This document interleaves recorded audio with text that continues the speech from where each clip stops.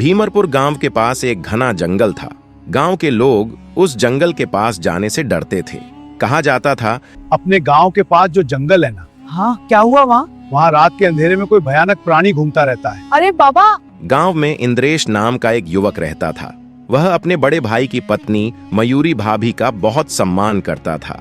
मयूरी भी इंद्रेश को अपने छोटे भाई की तरह मानती थी। एक दिन मयूरी भाभी जंगल के किनारे लकड़ियां बटोरने गई हुई थी। लकड़ियां बटोरते हुए मयूरी भाभी को शाम हो चुकी थी। तभी अचानक झाड़ियों के पीछे से कोई अजीब आवाज आई। मयूरी ने डरते डरते पीछे देखा और उनका दिल जोर से धड़कने लगा। उनके सामने एक भयानक प्राणी खड़ा था। उसका शरीर शेर जैसा था, पीठ से बकरी का सिर निकला हुआ था और उसकी पूंछ एक बड़े सांप की तरह हिल रही थी। वह वही डरावना प्राणी चिमेरा था। मयूरी डर के मारे भागने लगी। प्राणी ने जोर से दहाड़ लगाई जिससे पूरा जंगल गूंज उठा। किसी तरह मयूरी दौड़ते दौड़ते गांव पहुंच गई। घर पहुंचते ही उन्होंने इंद्रेश को सब कुछ बताया। देवर जी, जंगल में मैंने उसे देखा, उस प्राणी को। इंद्रेश पहले तो हैरान हुआ, लेकिन उसने भाभी की आंखों में डर देखकर समझ लिया कि बात सच है। इंद्रेश बोला, भाभी आप चिंता मत करो, अगर वह प्राणी सच में जंगल में है तो हमें कैसे भी गांव वालों को बचाना होगा। अगले दिन रात को जब मयूरी का पति सो गया, तब इंद्रेश और मयूरी दोनों जंगल की तरफ गए।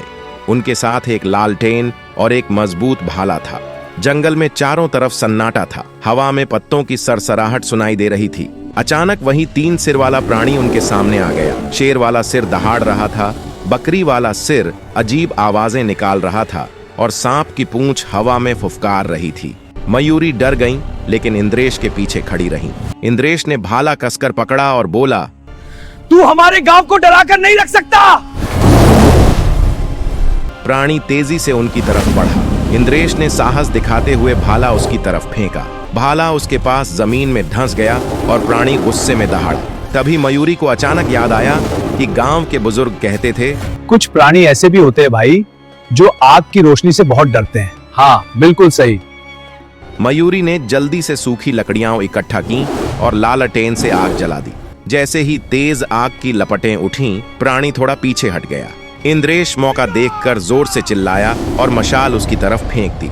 आग की रोशनी देखकर वह भयानक प्राणी जंगल की गहराई में भाग गया। मयूरी ने राहत की सांस ली। इंद्रेश मुस्कुराकर बोला, देखा भाभी, डर से बड़ा मेरा साहस है, मैंने उसे भगा दिया। चल झूठे देवर।